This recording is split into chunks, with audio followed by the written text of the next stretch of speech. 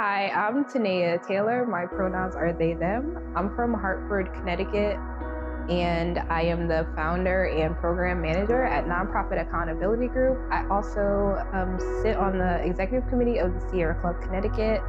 I care about what happens with the capital area system because my family has been in Hartford for over 100 years. What I'm seeing is a lot of my family suffering from environmental harms, such as cancer. I just lost my grandma a couple weeks ago to cancer. Very preventable stuff that we know stems from environmental pollution and environmental racism. I don't think that the state is doing enough to change what is happening with environmental pollution. I feel like Connecticut as a state, I feel like we have a lot of resources.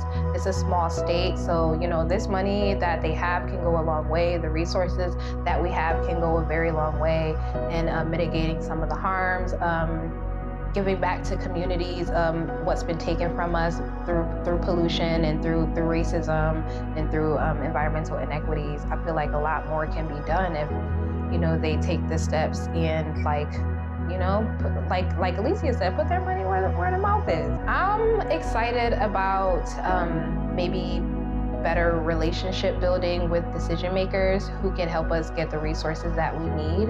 And if we can't get those resources that we need, I think we need to do things first and then ask for forgiveness later.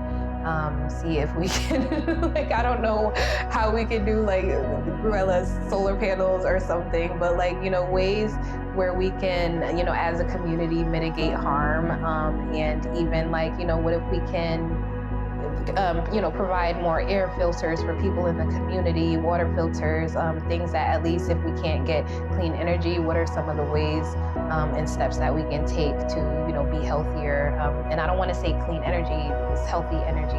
This is something that Sydney Collins with Sunrise, Connecticut was saying, that we have this relationship with dirty and clean can be so unobtainable for people, especially if you live somewhere where dirt is being thrown. So, let's call it what it is. People are struggling, and just a couple miles away, a few towns away in West Hartford, Glastonbury, where you can literally walk over the line and get cleaner air, it makes it seem like it's very intentional when we're so close, our neighbors are so close to us and they're healthy and they have the resources that they need. It really helps to build relationship with decision makers and with the people who make policy.